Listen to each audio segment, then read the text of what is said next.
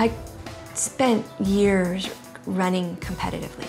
I never lost that competitiveness and realized I had to turn it into something healthy. The laboratory that I was working on at the National Cancer Institute was focused on this protein. It was called the folate receptor, and it's a protein that brings in a vitamin called the folic acid that's essential for life. We discovered that if we knock out this folate receptor, the cells would die. And so we created a DNA piece of based medicine, which is a small piece of DNA that when we administer the cells, we find that it knocks out this receptor. And then the cells, as a consequence, die. And so it came to our mind that this particular little piece of DNA could potentially be a novel cancer therapeutic.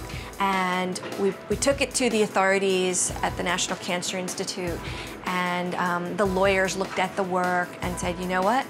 This is novel and this is patentable. And so it was obviously something that we could take forward commercially. The only problem was that the National Cancer Institute did not want to file a patent.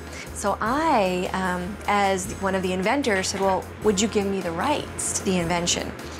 And of course, nobody in the United States, nobody asked for their own rights back. So I not only had a very interesting early stage discovery, but I also had the rights to my own invention, which gave me the building blocks to launch a company. The financing has come from some grants, for example, the Maryland Industrial Partnerships Program. In addition, we've won several business plan competitions and won money that way. We also have friends and family that have contributed. And also, finally, we've been able to capture some philanthropy.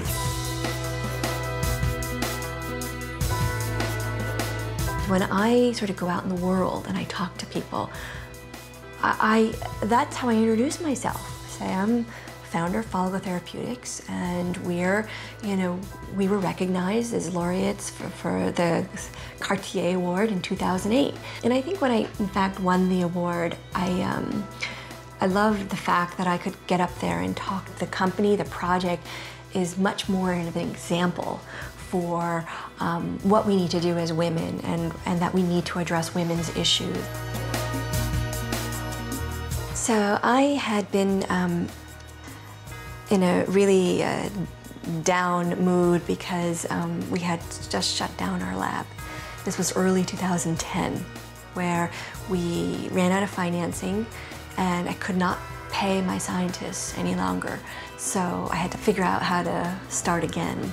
Arbonne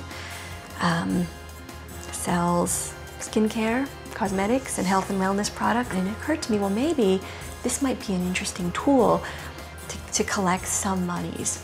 And as I learned more and more about Arbonne, I realized that the power of the network business model is very strong. So the idea is to go out there, pitch my company in front of people, small groups of 5 to 10 women, and at the same time sell products that are botanical and free of animal byproducts and free of petroleum byproducts. And in fact, this kind of monies would be sufficient to run a lab if I had to.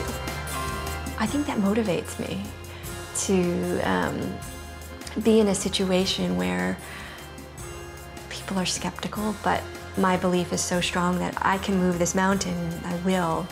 And the more people doubt me, the stronger I feel.